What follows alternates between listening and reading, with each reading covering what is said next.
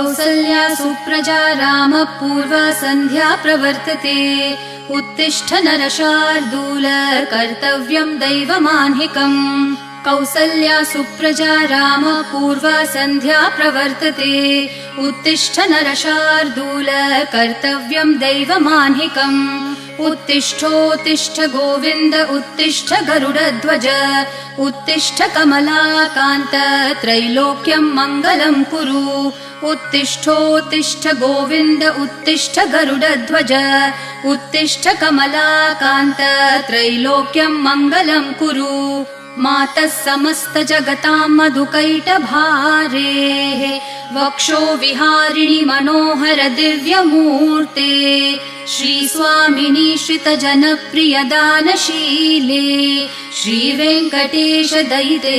तव सुप्रभातम् मातः समस्त जगतां मधुकैटभारेः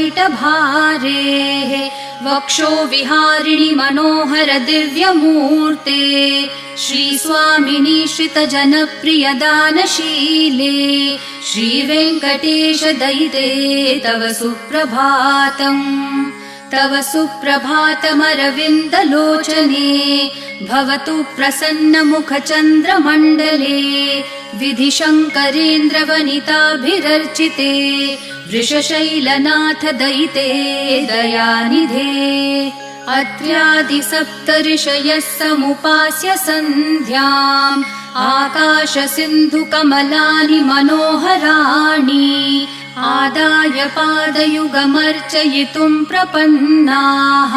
शेषाद्रिशेखर विभो तव सुप्रभातम् पञ्चाननाब्ज भव षण्मुखवासवाद्याः त्रैविक्रमादिचरितं विबुधास्तुवन्ति भाषापतिः पठति वासरशुद्धिमारात् शेषाद्रिशेखर विभो तव सुप्रभातम् ईषत्प्रफुल्ल सरसीरुहनारिकेलपूगद्रुमादिसुमनोहर पालिकानाम्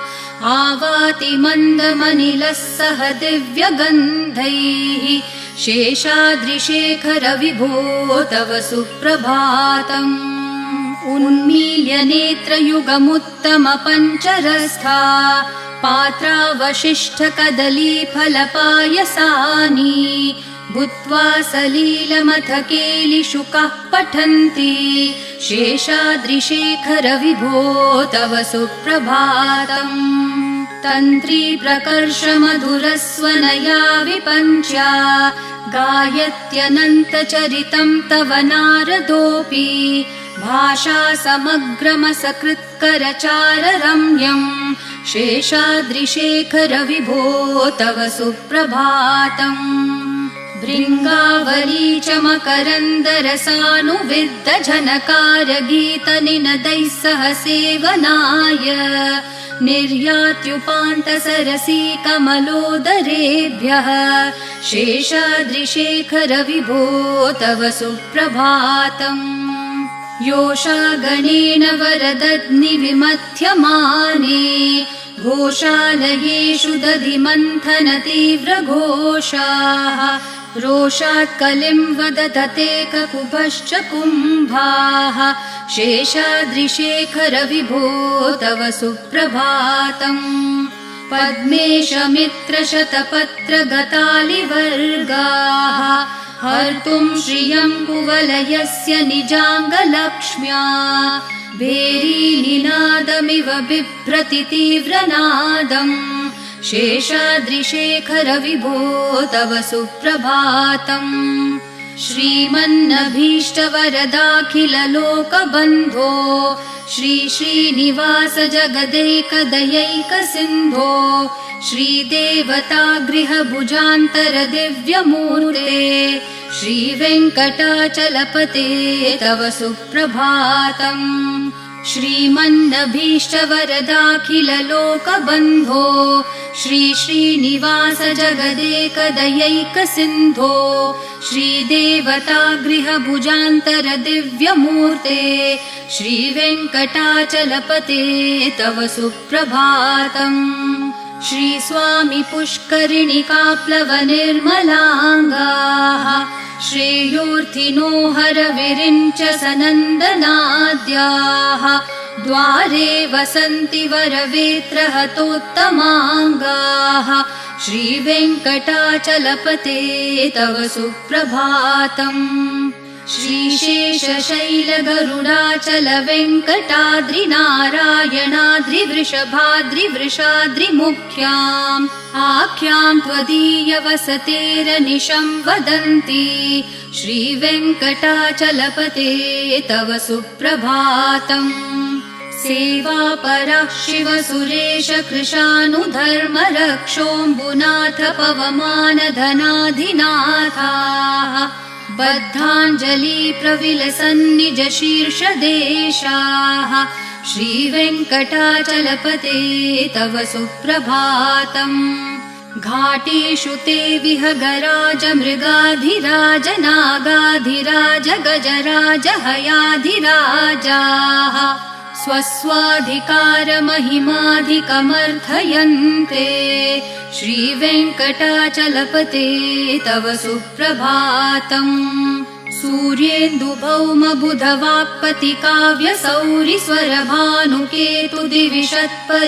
सूर्येन्दुभौमबुधवाक्पतिकाव्यसौरिस्वरभानुकेतुदिविषत्परिषत्प्रधानाः त्वद्दासदासचरमावधिदासदासाः श्रीवेङ्कटाचलपते तव सुप्रभातम् त्वत्पादधूलिभरितस्फुरितोत्तमाङ्गाः स्वर्गापवर्गनिरपेक्षनिजान्तरङ्गाः कल्पागमाकलनयाकुलतां लभन्ते श्रीवेङ्कटाचलपते तव सुप्रभातम् त्वद्गोपुराग्रशिखराणि निरीक्षमाणाः स्वर्गापवर्गपदवीं परमाश्रयन्तः मर्त्या मनुष्यभुवने मतिमाश्रयन्ते श्रीवेङ्कटाचलपते तव सुप्रभातम् श्रीभूमिनायक दयादिगुणामृताब्धे देवाधिदेव जगदेक शरण्यमूर्ते श्रीमन् अनन्त गरुडादिभिरर्चिताङ्घ्रे श्रीवेङ्कटाचलपते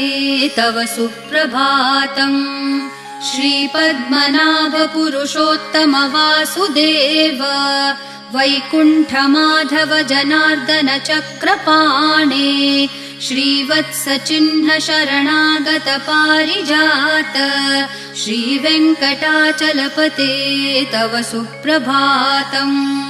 कन्दर्पदर्पहर सुन्दर दिव्यमूर्ते कान्ताकुचाम्बुरुह कुड्मललोल दृष्टे कल्याण निर्मल गुणाकर दिव्यकीर्ते श्रीवेङ्कटाचलपते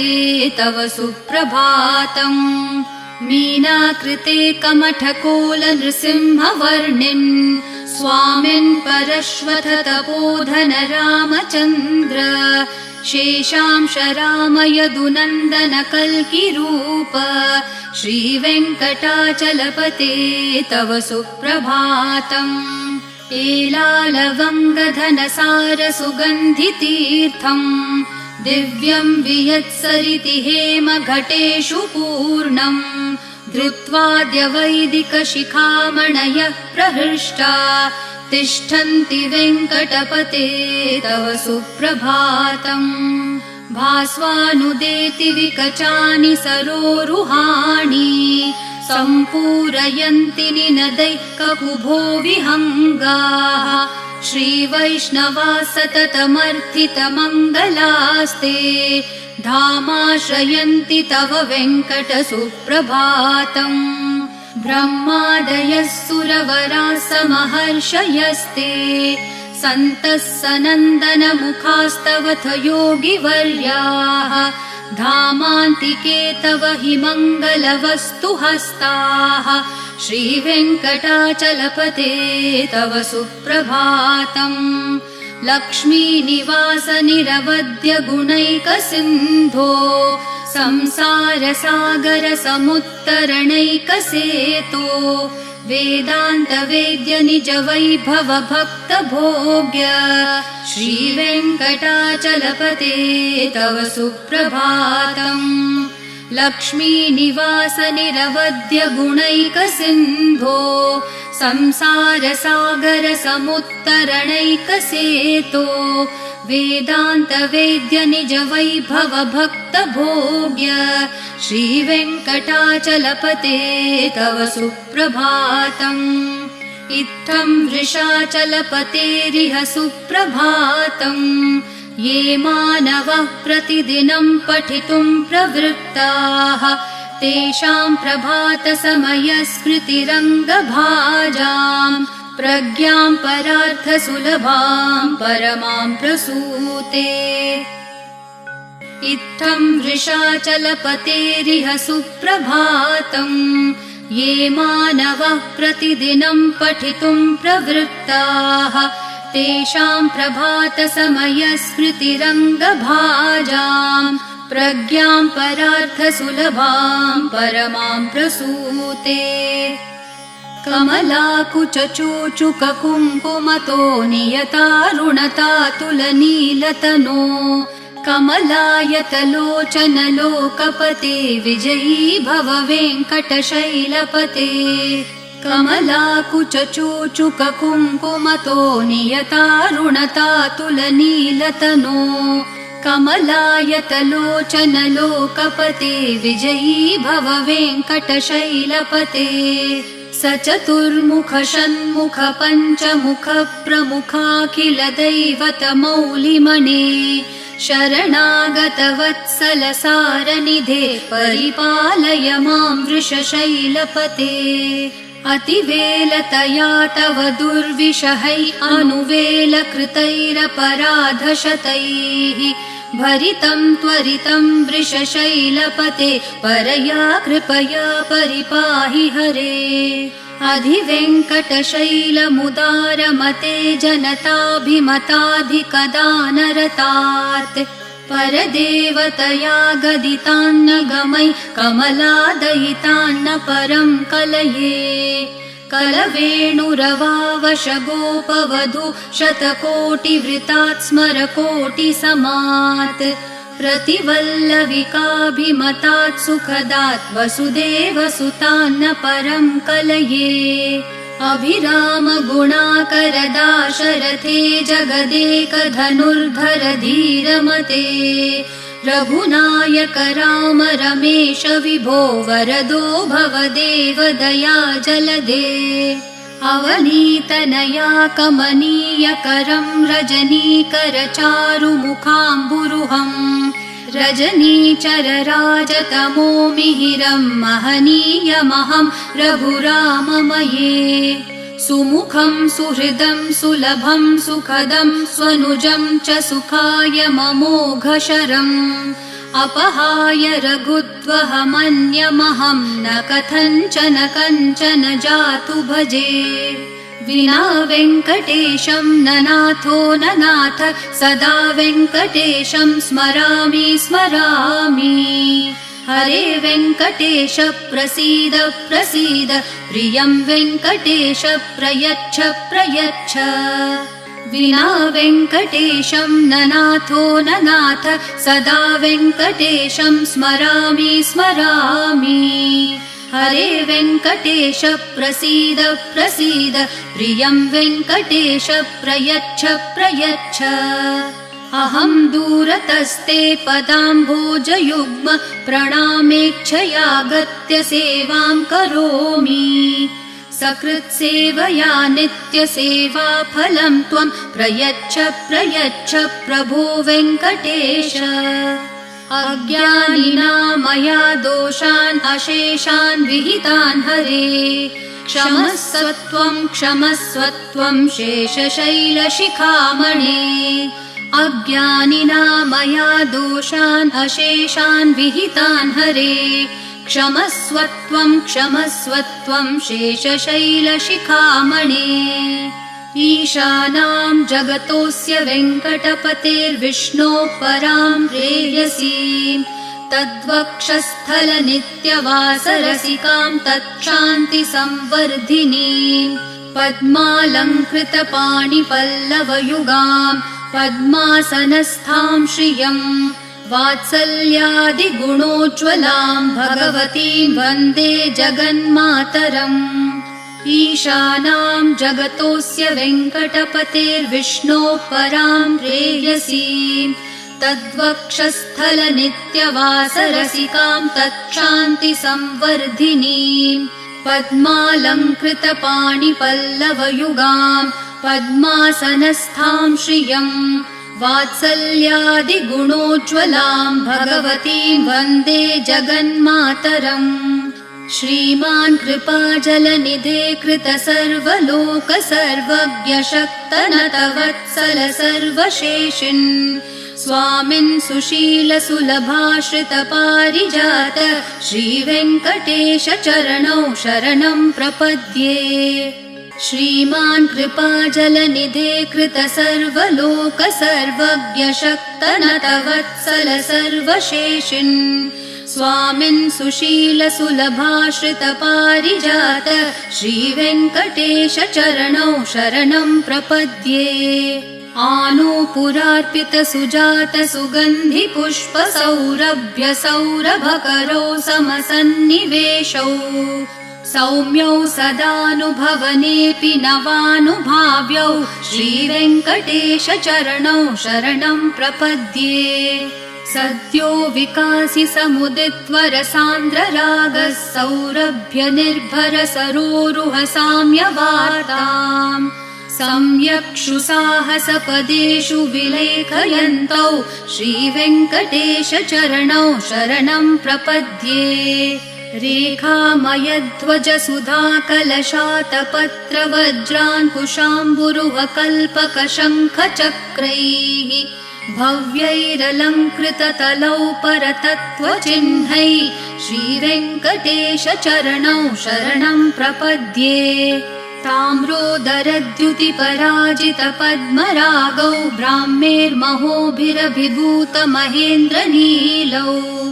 उद्यन्नखांशुभिरदस्तशशाङ्कभासौ श्रीवेङ्कटेश चरणौ शरणं प्रपद्ये सप्रेमभीतिकमलाकरपल्लवाभ्यां सम्माहनेऽपि सपदिक्लममादधानौ कान्ताववाङ्मनसगोचरसौ कुमार्यौ श्रीवेङ्कटेश चरणौ शरणं प्रपद्ये लक्ष्मीमहीतदनुरूपनिजानुभावन्नीलादिदिव्यमहिषीकरपल्लवानाम् आरुण्यसङ्क्रमणतः किल सान्द्ररागौ श्रीवेङ्कटेश चरणौ शरणं प्रपद्ये नित्यानमद्विधि शिवादिकिरीटकोटि प्रत्युक्तदीप्तिनवरत्नमःप्ररोहैः नीराजनाविधिमुदारमुपादधानौ श्रीवेङ्कटेश चरणौ शरणं प्रपद्ये विष्णोपदे परम इत्युदितः प्रशंसो यौ मध्य उत्स इति भोग्यतयाप्युपातौ भूयस्ततेति तव पाणितलप्रदिष्टौ श्रीवेङ्कटेश चरणौ शरणं प्रपद्ये पार्थाय तत्सदृशसारथिना त्वयैव यौ दर्शितौ स्वचरणौ शरणं व्रजेति भूयोऽपि मह्यमिहतौ करदर्शितौ ते श्रीवेङ्कटेश चरणौ शरणं प्रपद्ये मन्मूर्धिकालियफने विकटाटवीषु श्रीवेङ्कटाद्रिशिखरे शिरसि श्रुतीनाम् चित्तेऽप्यनन्यमनसां सममाहितौ ते श्रीवेङ्कटेश चरणौ शरणं प्रपद्ये आम्लानहृष्यदवनीतलकीर्णपुष्पौ श्रीवेङ्कटाद्रिशिखराभरणायमानौ आनन्दिताखिलमनोनयनौ तवेतौ श्रीवेङ्कटेश चरणौ शरणं प्रपद्ये प्रायप्रपन्नजनता प्रथमावगाह्यो मातुस्तनाविविशिशोरमृतायमानौ प्राप्तौ परस्परतुलामतुलान्तरौ ते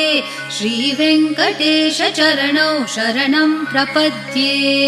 सत्वोत्तरै सततसेव्यपदाम्बुजेन संसारतारकदशार्द्रदृगञ्चलेन सौम्योपयन्तृमुनिना मम दर्शितौ ते श्रीवेङ्कटेशचरणौ शरणं प्रपद्ये सत्वोत्तरै सततसेव्यपदाम्बुजेन संसारतारकदशार्द्रदृगञ्चलेन सौम्योपयन्तृमुनिना मम दर्शितौ ते श्रीवेङ्कटेशचरणौ शरणं प्रपद्ये श्रीशश्रिया घटिकया त्वदुपाय भावे प्राप्ये त्वयि स्वयमुपेयतया स्फुरन्त्या नित्याश्रिताय निरवद्य गुणाय तुभ्यं श्यां किङ्करो वृषगिरीश न जातु मह्यम् श्रीशश्रिया घटिकया त्वदुपाय भावे प्राप्ये त्वयि स्वयमुपेयतया स्फुरन्त्या नित्याश्रिताय निरवद्य गुणाय तुभ्यं श्यां किङ्करो वृषगिरीश न जातु मह्यम् श्रियः कान्ताय कल्याणनिधये निधयेऽर्थिनां श्रीवेङ्कटनिवासाय श्रीनिवासाय मङ्गलम् श्रियः कान्ताय कल्याणनिधये निधयेऽर्थिनां श्रीवेङ्कटनिवासाय श्रीनिवासाय मङ्गलम् लक्ष्मी सविभ्रमालोकसुप्रविभ्रमचक्षुषे चक्षुषे सर्वलोकानां वेङ्कटेशाय मङ्गलम् श्रीवेङ्कटाद्रिशृङ्गाग्रमङ्गलाभरणाङ्ग्रये मङ्गलानां निवासाय श्रीनिवासाय मङ्गलम् सर्वावयवसौन्दर्यसम्पदा सर्वचेतसां सदा सम्मोहनायास्तु वेङ्कटेशाय मङ्गलम् नित्याय निरवध्याय सत्यानन्दचिदात्मने सर्वान्तरात्मने श्रीमद्वेङ्कटेशाय मङ्गलम् स्वतः सर्वविदे सर्वशक्तये सर्वशेषिणे सुलभाय सुशीलाय वेङ्कटेशाय मङ्गलम् परस्मै ब्रह्मणे पूर्णकामाय परमात्मने प्रयुञ्जे परतत्त्वाय वेङ्कटेशाय मङ्गलम् आकालतत्त्वमशान्तम् आत्मनामनुपश्यताम् अतृप्तामृतरूपाय वेङ्कटेशाय मङ्गलम् प्रायस्वचरणौ पुंसां शरण्यत्वेन पाणिना कृपया दिशते श्रीमद्वेङ्कटेशाय मङ्गलम् दयामृत्तरङ्गिन्यास्तरङ्गैरिव शीतलैः अपाङ्गैः सिञ्चते विश्वं वेङ्कटेशाय मङ्गलम् सद्भूषाम्बरहेतिनां सुषमावहमूर्तये सर्वार्तिशमनायास्तु वेङ्कटेशाय मङ्गलम् श्रीवैकुण्ठविरक्ताय स्वामि पुष्करिणीतटे रमया रममाणाय वेङ्कटेशाय मङ्गलम् श्रीवैकुण्ठविरक्ताय स्वामि पुष्करिणीतटे रमया रममाणाय वेङ्कटेशाय मङ्गलम् श्रीमत्सुन्दरजामातृमुनिमानसवासिने सर्वलोकनिवासाय श्रीनिवासाय मङ्गलम् मङ्गलाशासनपरैर्मदाचार्य पुरोगमैः सर्वैश्च पूर्वैराचार्यैः सत्कृतायास्तु मङ्गलम्।